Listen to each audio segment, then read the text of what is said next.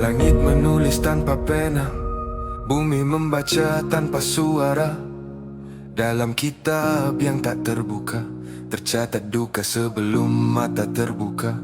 Nafas ini ayat yang bersilang antara reda dan keinginan yang hilang. Kita mencari arti di ruang yang diam, dalam diri sendiri yang belum tenteram.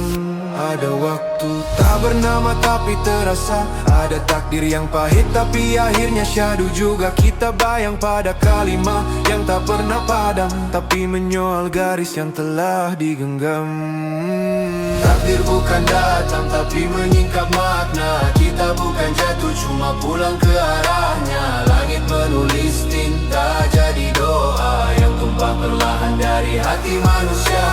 Takdir bukan datang tapi menyingkap makna. Kita bukan jatuh cuma pulang ke arahnya. Langit menulis tinta jadi doa yang tumpah perlahan dari hati manusia. Malam memeluk doa yang tersangkut di dada. Tuhan tak perlukan suara untuk mendengar sengsara. Air mata bukan tanda kalah tapi tanda sedar bahwa luka pun diatur untuk mengajar. Gelap bukan musuh cahaya tapi saudaranya. Rahmat kadang datang dalam rupa derita. Yang hilang bukan semesta tapi makna, dan yang jatuh belum tentu binasa.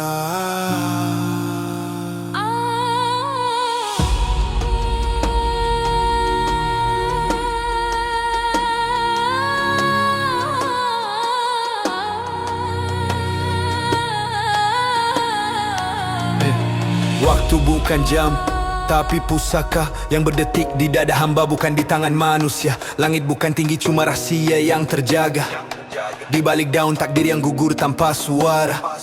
Aku perahu di laut reda layar robek tapi masih kesana. Angin bukan musuh cuma utusannya. Arus menyapa pasir di hujung doa menyirat kisah yang mata tak mampu membaca. Pena ini tak menulis sia bersaksi. Tinta bukan hitam tapi darah sufi. Setiap baris bukan rimat tapi janji yang disemat dalam hati sebelum jasad diberi. Langit terbuka bila ego tertutup dan rahmat turun di celah yang kita takut. Yang melawan takdir akan hanyut, kerana sungai pun tahu akhirnya ke laut. Aku bukan menulis, aku ditulis. Setiap huruf ini lahir dari bisikan kudus. Takdir itu bukan garis tapi pelukis yang menukar luka jadi seni yang halus. Dunia ini dalam kita wayang di bawah cakrawala.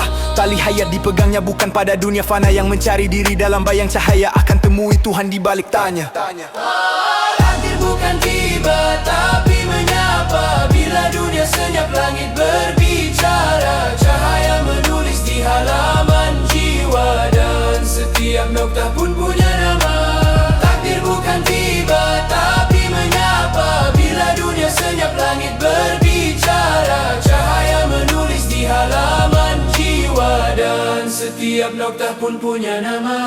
Jika segala telah tertulis, biarlah air mata jadi tanda revisi. Kerana kehilangan yang diratapi, sebenarnya cara Tuhan menulis kembali.